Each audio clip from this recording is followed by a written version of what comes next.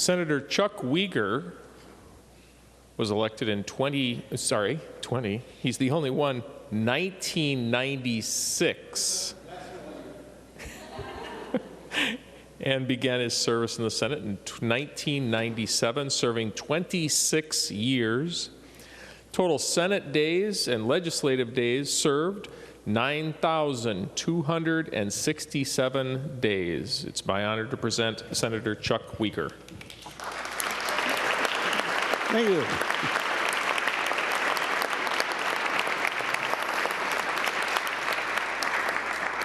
Thank you, Mr. President. I fully realize we are in the fourth hour of speeches, and I respectfully request that we save at least a few cookies for Senator Westrom, but I believe they're going fast, so we'll make sure that's Senator Westrom, because I know you like cookies. Actually, this is my 50th year of public service. If we start when I was first elected at the local level at age 21. I need to recharge.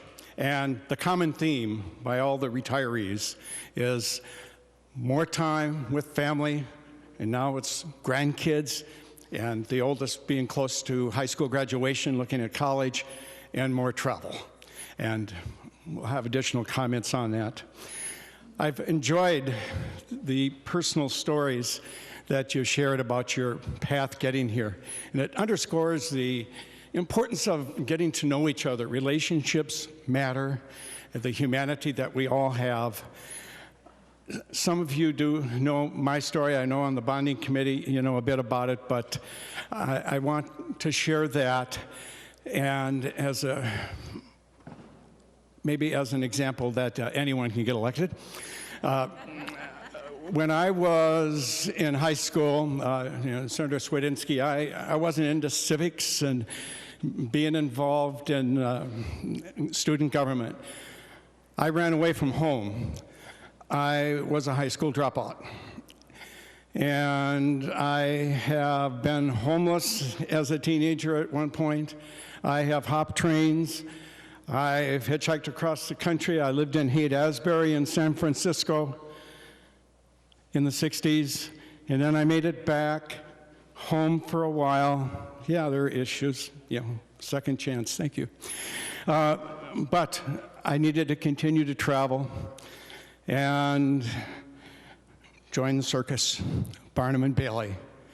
And I wasn't a performer. Actually, I cleaned up after elephants. What a good training, huh? I'm getting ready for prime time. And you could take so much of that. Actually, I think it was Baraboo, Wisconsin, where they had the winter quarters, and worked its way down to DeLand, Florida, and then up the East Coast. But living in a big trailer truck and bunk beds and et cetera. It was a great experience, learned a lot, but I'm going to tie this into the Senate real quick. I wanted to just go back to Florida, 16 again, and I did tell my parents I was okay, but I still needed to be on the run. And I went to, I wanted to go see the Twins, and Minnesota Twins, and I went to the Orlando at Tinker Field, and was watching, in the Grapefruit League spring training. And then I thought, well, I wonder if I could just get a job in the clubhouse or something. And by golly, they needed someone. I had to get 2 haircuts from here up to about here. But I want to thank Doc Lentz, who was the team trainer, and Ray Crump, the equipment manager, and there's Jimmy Wiesner. And suddenly I said, oh my gosh, I can see these players, et cetera. And my job, just real quickly, because everybody has kind of said it all on the building, et cetera. But what I really enjoyed was working for Doc Lentz, and would rub down pitchers' arms like Jim Cott, Hall of Famer. I got to know Rod Carew, Hall of Famer, who just up from Panama. And actually, I was homeless at that point, but then the Twins, they allowed me to stay at the Cherry Plaza where the players were, and actually got to stay with Rod Carew for a couple of days before I had my own place. Suddenly, well, one of the things that I did, in addition to being working in the clubhouse and then bat boy and then anything else they wanted, was to get baseballs autographed. And one day, Joe DiMaggio, Yankee Clipper, yeah, you've heard of him, and married to Marilyn Monroe. Anyway, he was quite the star, and he was there, and he was pitching Mr. Coffee. And the players, Chuck, go get these balls autographed, and I did.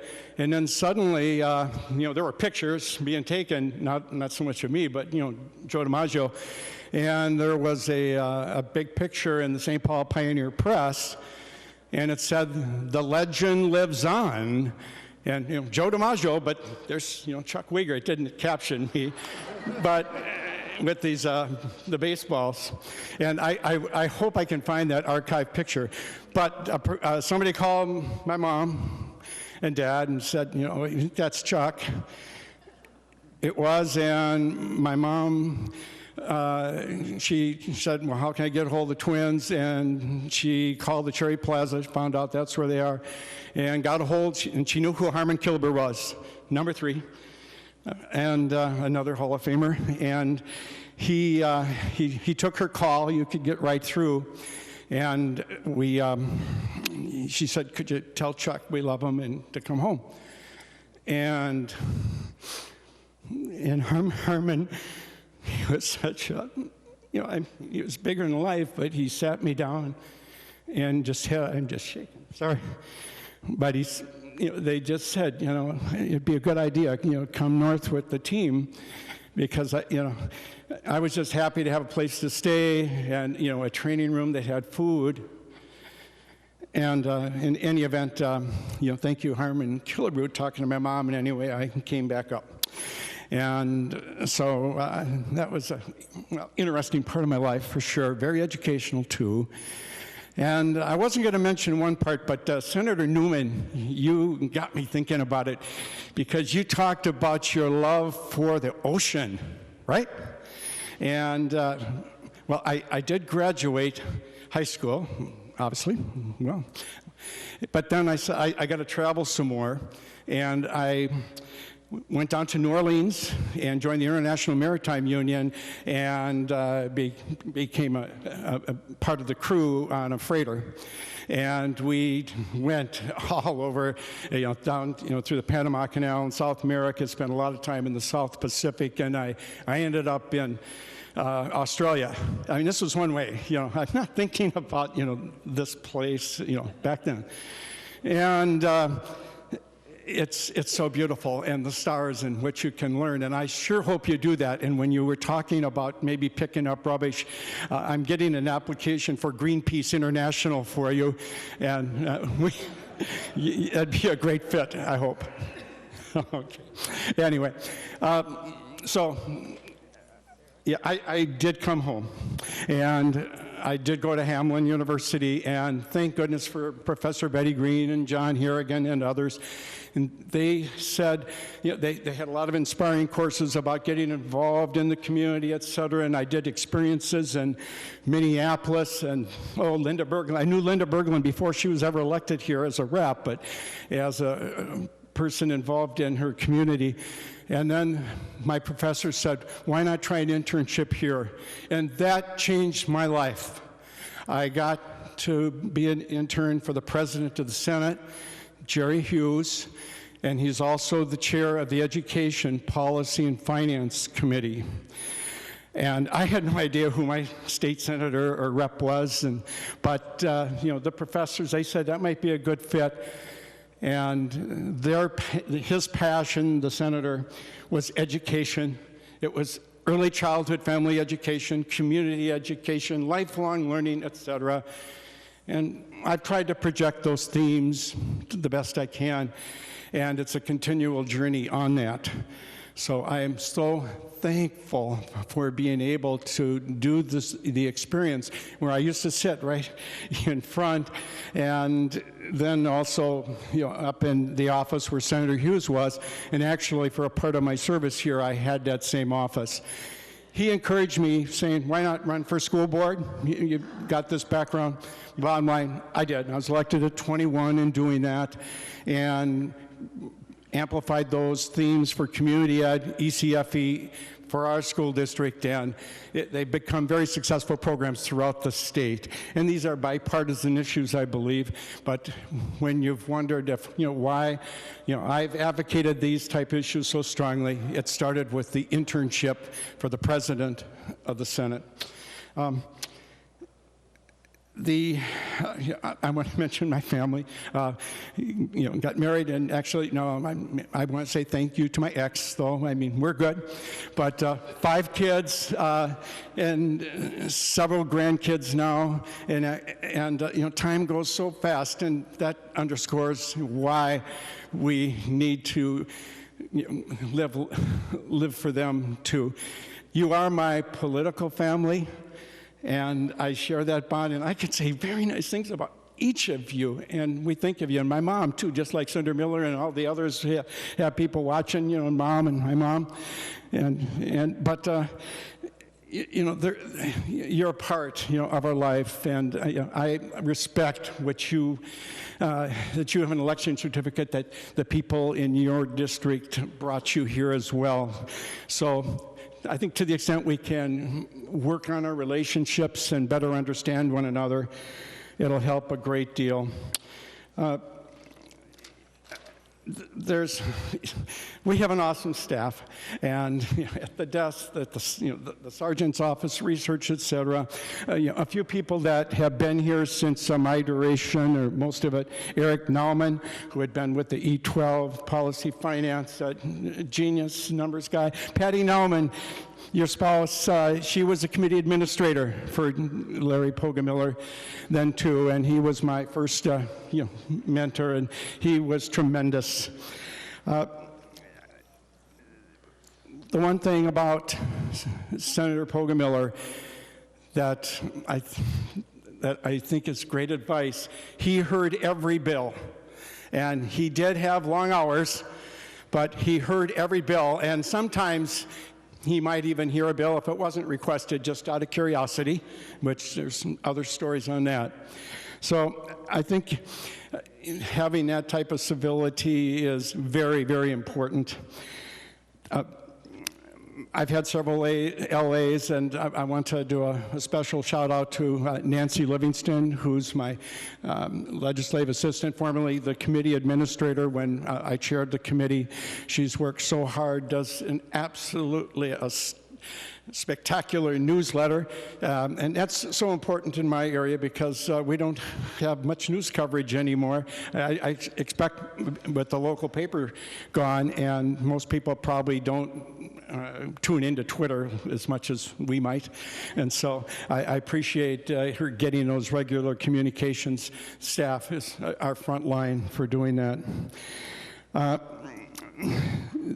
Each of you is very special, and but I want to thank Senator Bach, for your leadership and our caucus, but previous caucus, whatever, all the evolution, but you made a point of coming out to my district, and you always made yourself available to do that, and that's really important. The more we can learn about our districts, Senator Senjum, I so much appreciate all you've done, and you did not have to come out to my district as bonding chair, and the way you did, and when you were in the majority, you didn't have to go at the full ask on a number of things, but you did. And on behalf of those many projects, and whether it was for trails or for public safety buildings, and you know what they are, and you were there and you were so sincere about it, I'm so appreciative.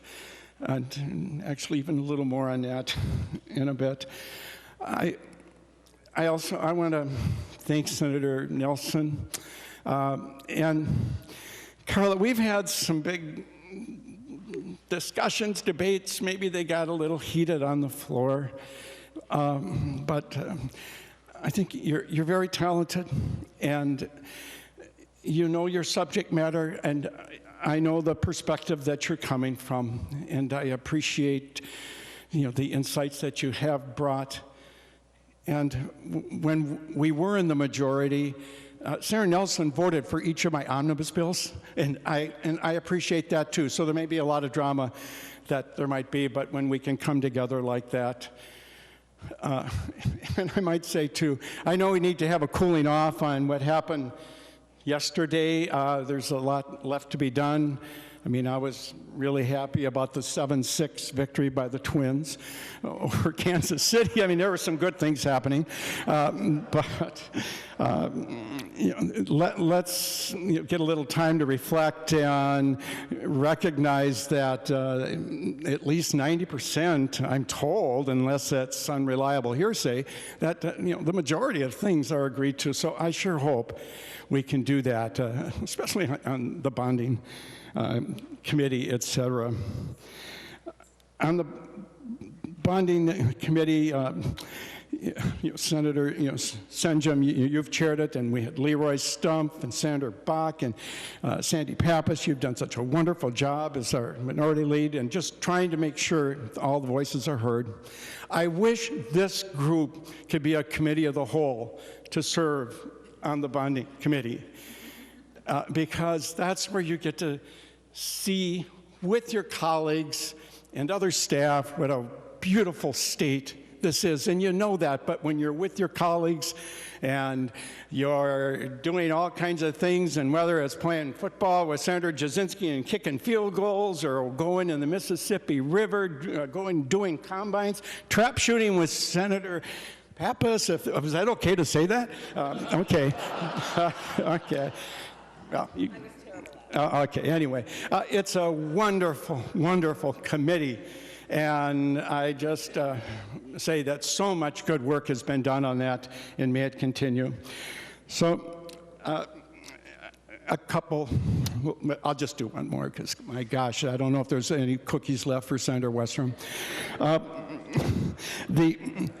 A favorite moment for me was, and my takeaway on this is never give up, never say never.